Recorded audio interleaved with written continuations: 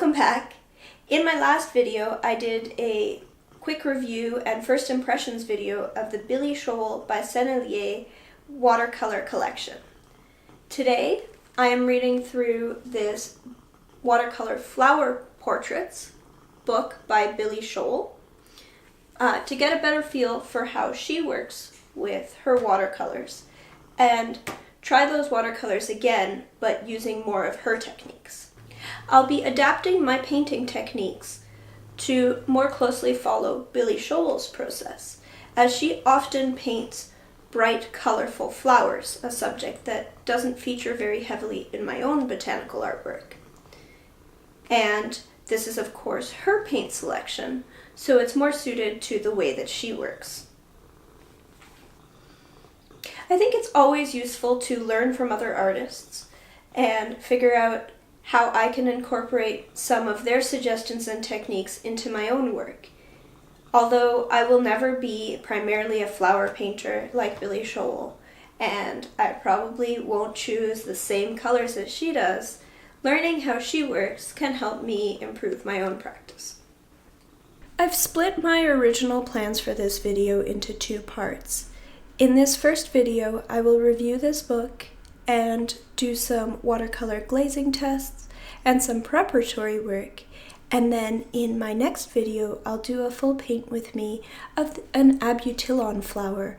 I photographed this beautiful flower at the Phipps Conservatory when I was traveling for the ASBA, the American Society of Botanical Artists Conference, back in October.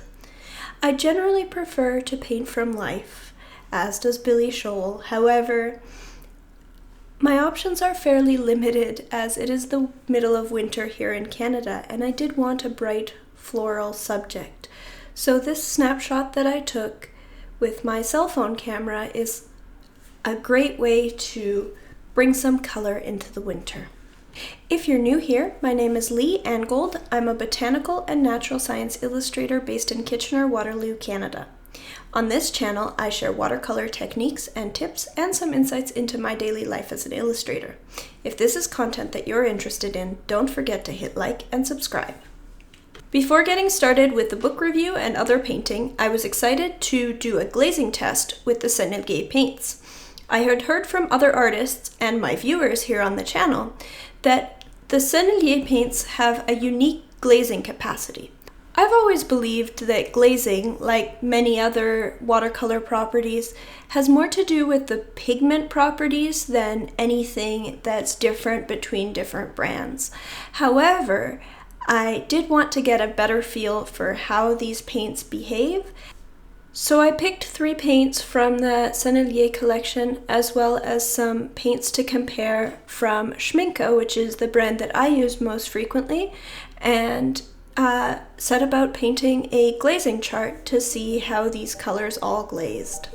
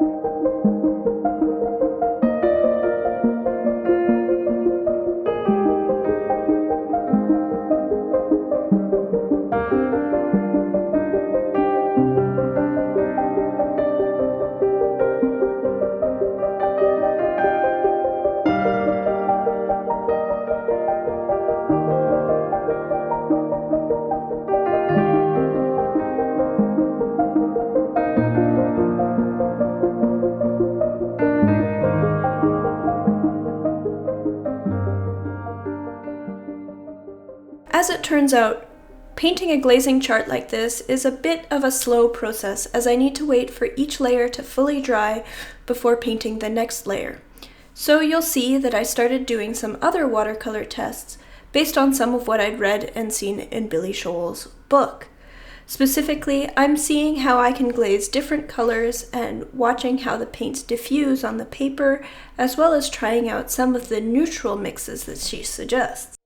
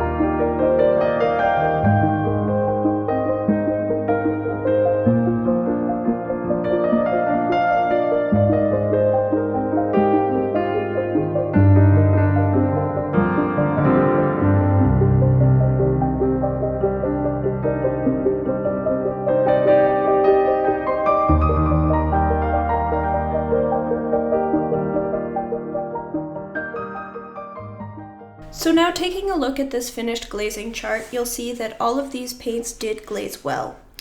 Sennelier's Rose Madder Lake, made with PV19, I compared to Schminke's Ruby Red. These two paints are very similar, and they both glazed very cleanly, which is exactly what you would expect, as they are both made with a transparent, synthetic organic, non-granulating quinacridone pigment. I will say that the Sennelier in the very heaviest glazes did show a little bit of texture, and overall the Schminke was a little bit smoother, but they are very, very similar and they both glazed beautifully. Next, I chose French Ultramarine Blue by Sennelier and Schminke's Ultramarine Finest. This was meant to be a somewhat more challenging glazing choice, as ultramarine is granulating. Sennelier's French Ultramarine Blue did glaze very nicely. There's a tiny bit of pickup on the heaviest applications, but not very much. Schminke's glazed a little bit more cleanly. However, I was surprised to see that Schminke's paint, despite being very finely ground, did show more of a granulation texture than the Sennelier. So if you are looking for an ultramarine blue that does not show much granulation at all, even in repeated glazing, the Sennelier is a great choice. Finally, I tested Sennelier's Cobalt Blue, as this was the paint in the set which I most expected to have issues with glazing, as cobalts are a granulating and very heavy pigment. As expected, I did see some pickup in subsequent layers and more pronounced granulation, but overall it did glaze cleanly. Overall, my conclusion, as I more or less expected, is that the color choices in this Sennelier by Billy Showell collection will be wonderful for glazing. You definitely do not need to rush out and get Sennelier paints if you're interested in glazing colors. Just make sure that you get transparent, non-granulating colors and they will glaze beautifully. However, if you are looking for a ready-made set of bright, mostly transparent colors that glaze well, this Billy Showell by Sennelier set is a great choice. I will leave my Jackson's affiliate link down below, which will give you a 10% discount off your first order, and also a nice little kickback to me so that I can keep doing these reviews. Next, even though the finished painting in this case is just going to be in my sketchbook, I was inspired by a suggestion in the book to do some thumbnails. Although I'm working from a photograph, so my composition is set, I was debating whether to include a background, as in the photo, or do a traditional botanical art style piece with no background or cast shadows. Some of Billy Showell's pieces in her Watercolour Flower Portraits book do have cast shadows. I think I've decided what I'm going to do, but I'd love to hear from you what your preference is. Would you prefer to see an abutilon without any background, or the green background of the botanical garden in the photo? Let me know down in the comments below.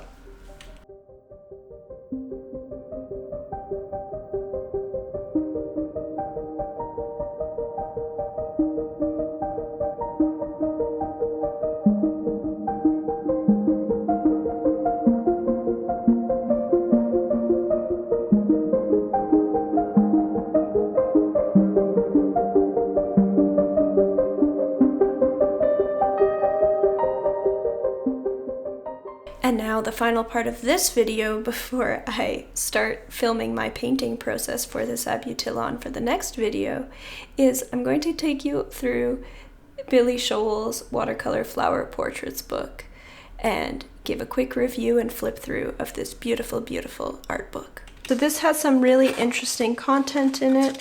She starts out with some beautiful examples of her work, and then here's all of Billy Showell's materials that she uses. I liked seeing that she mixes on a flat surface like I do. That's one thing that's very familiar. She also uses similar brush techniques. And one neat thing is that she suggests working straight on watercolor paper rather than drawing somewhere else and then transferring. This is fairly uncommon with botanical artists, but it is the way that I prefer to work as well. I find that I just smudge things and lose a lot of lightness in my work if I try to transfer. So it's nice to see that such an accomplished botanical artist like Billy Showell is also working using the same technique. She goes through some tips for drawing, which might be very useful to some people, drawing different flowers and leaves, negative and positive shapes. Another area that I really like to focus on is I looked at her color selection. Now this book was published before her Sennelier paints came out, so these are not Sennelier paints. These are based on the packaging, probably the old packaging from Winsor & Newton, although it's not shown. And she does show a different selection of paints than what she's used in her collection at Sennelier. Particularly, she's included in this book, she's included a number of cadmiums, which in her Sennelier set have been replaced with more transparent synthetic organics for the most part. So even though I find these the choices in the Sennelier set from Billy Showell a little bit on the opaque side compared to what she was working with before, they are really wonderful transparent glazing colors. Here she's given very detailed mixing instructions for all of these different colors of flowers. I was particularly interested in seeing how she approached yellow and red and pink flowers, since the flower that I'm painting is, well, yellow and pink. And again, although the selection of paints is a little bit different, it does translate very well, so I can still learn a lot by reading through how she's mixed these colors.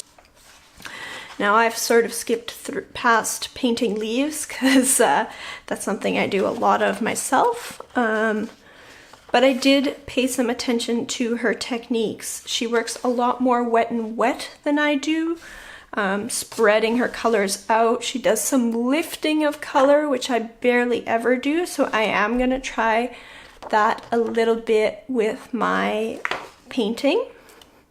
She talks about layering glazes and these linear dry brush Strokes are really cool, and something that I haven't really done much myself. She talks about approaches for painting details and applying masking fluid. She talks about strengthening color with glazing. And then I was particularly interested in the shadow section here, where she talks about the mid-tone mix that she uses. Again, she's used cadmiums here, but I've translated the same thing and mixed the same, made a mid-tone using some of the paints in her Sennelier set, and it's interesting to see shadows. It's also interesting to see her painting cast shadows, which is a little bit untraditional in botanical art, but I think you'll agree that it really works in paintings like this one, where it brings like a solid form to your flower. She talks about mixing white flowers.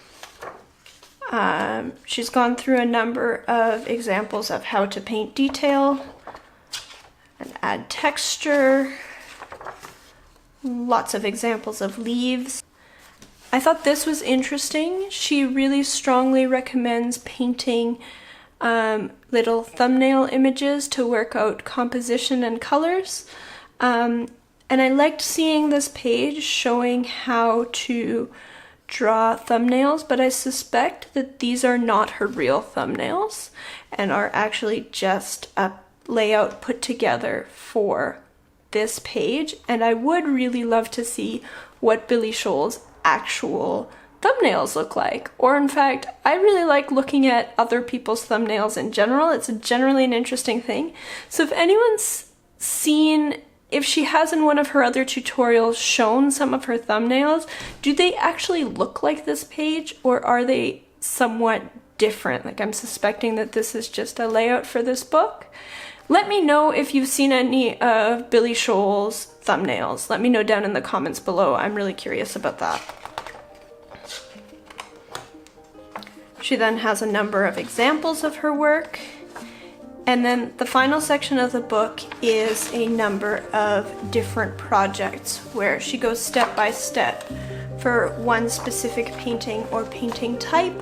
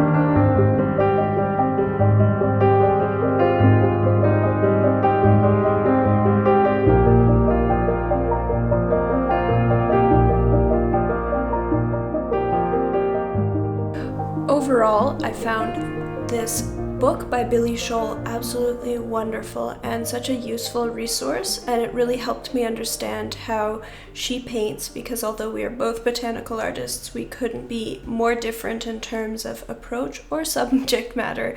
So this book was super helpful. Again, I'll leave an affiliate link down below for where you can buy this book. And as I wrap this up, if you enjoyed this content, don't forget to hit like, subscribe, and ring the bell so that you'll be notified when my next video comes out. Bye-bye. See you soon.